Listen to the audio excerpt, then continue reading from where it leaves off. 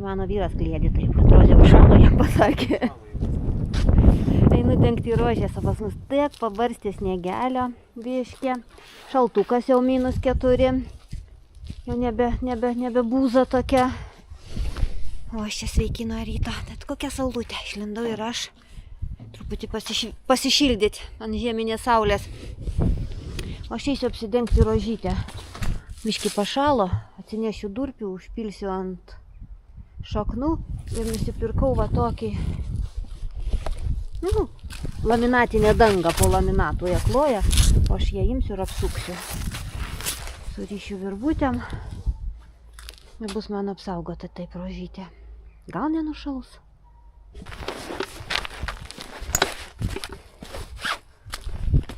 Opa, atsitempiau durpių, užpilsiu šaknis, nes jau truputį apšalę. Nu, sako, iki -10 reikia, kad pašaltų rožė, tada apipilti. Bet man kažkaip pagailo jos, tai apipilsiu anksčiau. Ir tas mažytės apipilsiu durpiam, kad neužšaltų. Ir tokių dar eglišakių, va šitą glutę apkarpiam. Turiu eglišakių ir apdengsiu aš jas. Nes čia vis tiek anksčiau būdavo mano rožė palei sieno pamatą, tai ne taip dar užšaldavo. O čia jau tokiam tipo atviresniam lauke, tai gali užšalti. Veda šluotą.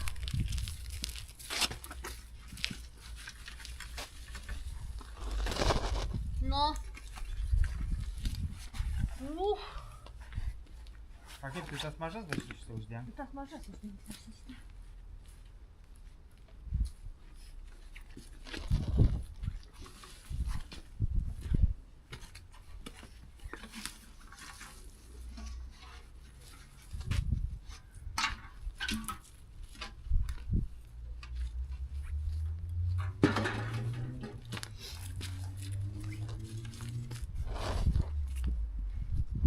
I ką? Priplūšna.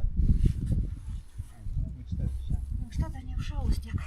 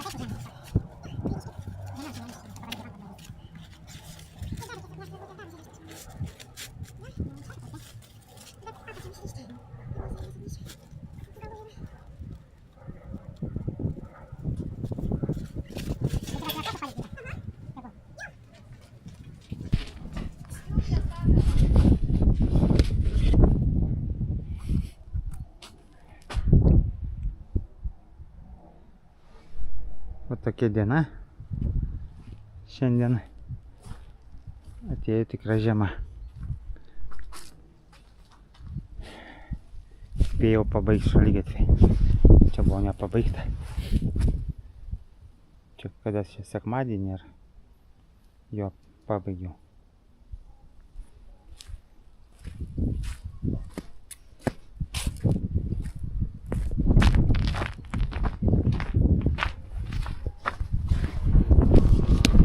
Va taip, žiemai pasiruošiau su rožyte.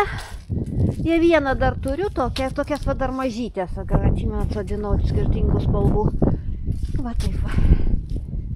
Nes jau ši naktis bus iki -10, tai tegul būna šiltai. O va ten ta rožė, tai jinai patikrinta gyvenimu ir visų šalčių, jinai tikrai neužšąla. Jinai dar... Pagal prašymą žiūrovų raugiu burokėlius. Kažkada užsiminiau, kad kai raugiau kopūstus, raugsiu burokėlius, žmonės paprašė parodyti. Tai va, dalinuosi savo receptu. Ir dar vienas žmogus patarė, kurio aš įdėti ruginės naminės duonos su raugu. Tai va, anksčiau to nedariau recepto, nes namuose nebuvo ruginės duonos, visur iš raugo iškeptos. Šiandien jau jie atsirado. Turiu donytę, nes aš anksčiau niekada nedėdavau. Kiek raukdavau, ne, bet žmonės patarė įdėti į tą riekutę, į burokėlius ir šiandien išbandysiu, įdėsiu. Gal pažiūrėsiu, koks skonis. O raugime aš vat ką naudoju. Burokėlius susipjauščiau va tokiais gabaliukais. Galima įvairiais pjaustyti, jeigu norit, kad greičiau išrūktų, mažesniais. Aš va tokiais susipjauščiau. Čia ruginė donytė be mėlių ant raugo. Marinavimo raugimo šitą prieskoniai, kur parduotuvė parduoda agurkams. Čia 3 česnakai, lauro lapelis, viskas. Ir čia bus druskytė. Ta vat, kuri tokia, nu kaip pasakyti, nieko nepridėta, grina druska. Ir viskas, ir vandenukas grinas. Ir bus su pirštinėm, nes burokėliai nudažo. Į dugniuką dedu donytės. Lauro lapelį įmetu. Česnaką. Ir taip vat. Sukraunu burokėlius. Čia man tokia puodynė, kur aš viską raugiu. Kai jau įrūks, tada aš viską persidėsiu į stiklainius. Tai va tarp sluoksnių burokėlių įbersiu prieskonių. Aš daug ten prieskonių nededu. Nes į burokėlius galima ir bet kada vėliau, kai jau labai jie įrūksta, būna rūkstus, tai irgi nėra skanu. Va taip prieskonių. Va taip. Čia įeina ir kvapnieji pipirai, ir krapai džiovinti, ir dar visokiausių dalykų, kurie tinka marinavimui, raugimui. Parsiduoda pas mus parduotuvėse jie. Nu ką, ir dabar darom sūrimą, kurį susipils. O sūrimui į litrą vandens aš visada dedu gerą šaukštą druskos rupios. Vanduo nevirinta pilu aš. Iš filtro filtruotą vandenį, bet nevirinta. Ir va tokį va šaukštą druskos į litrą vandens. Išmaišau ir užpilu. Ir 3 dienas laikau šiltai namuose, o paskui išnešu šaltą patalpą. Jau kai jau įrūksta gerai, tada persidedu į stiklainiukus ir laikau šaltai. Šitokius raugintus dalykus namuose tai daugiausia valgau aš, vyras nelabai mėgsta. Stiko pūstą valgau, agurką raugintą, va tokius bekės visokias. Tai čia mano. Ir pat užpilu, reikia pilti tiek, kad apsemtų.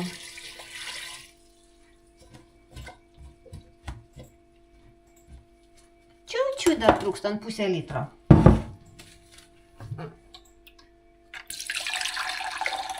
Vat 400 gramų.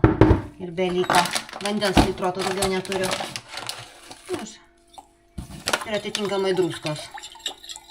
Kad ten truputį ir daugiau druskos įsidės, tai nieko, tik labai jau nepriversti reikia, kad jau.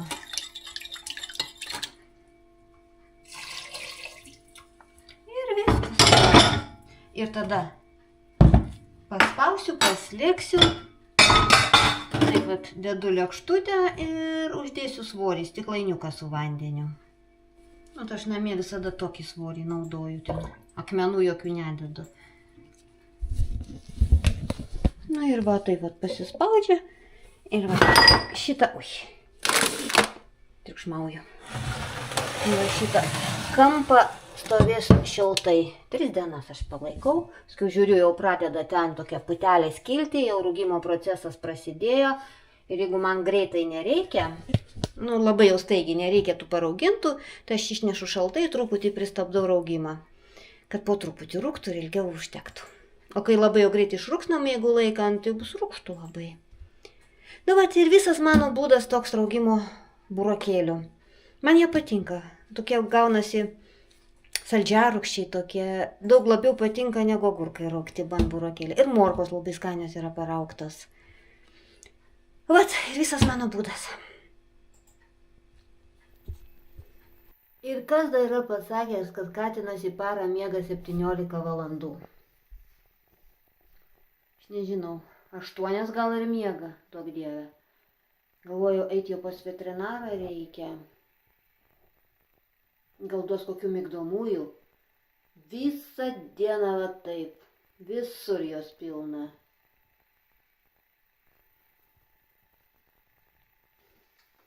Ir niekad nepatikėsiu, kad katinas miega 17 valandų. Va taip. Pirmyn atgal. Visos durys turi būti atidarytos. Nedrįskit uždaryti. Čia man reikia praeiti. Tai ką mes čia darom? Va čia durys. Dar va tokio čiūdo nebuvo. Tai gal nulipkim, sakau? Kaip jinai užlypo? Dabar bijau liesti, nes nukris. Gal reikia ją atsargiai nukelti, kad nesuraižytų durų. Kruopa. Tu ką, katinėlį? Tai tu atsargiai ją nukelkim dabar. Atsargiai, kaip čiuoš per duris, tai liks dryžiai.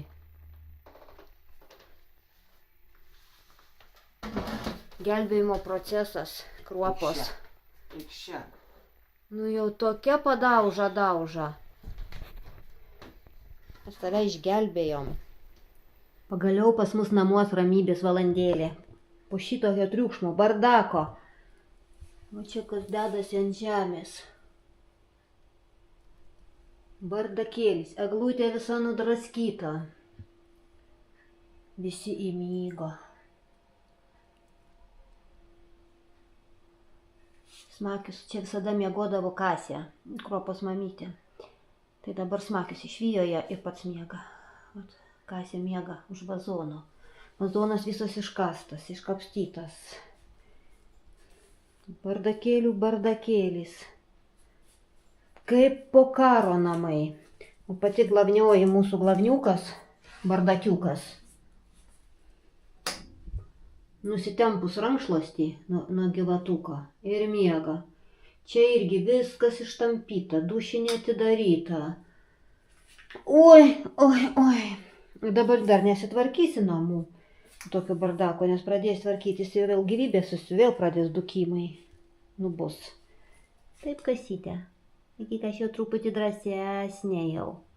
Jau nebe tokia bailė, bet dar tik per jėgą. Tai vat paglostau, kai jinai nemato ir sprunka. Neprisileidžia nei paglostyti, nei pakutenti.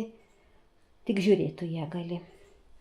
Smakių reikia pasverti, jau neaišku, kiek jisai sveria, jau toks tešla pasidarė. Ir Mūkis jau kažkaip jau draugiškiau elgėsi su Smakium, jau nebe taip pešasi. Nu būna, bernai dar susikabina, savo teisės pasiaiškina, bet jau ne taip. Ir vat kiekvieną kartą va tokia numadė, kai mane nervuoja tas šiukšlynas, aš negaliu, bet dabar nesitvarkysi. Vėl prižadinsi juos. A va čia mano šiukšlynas, reikia plauti indus.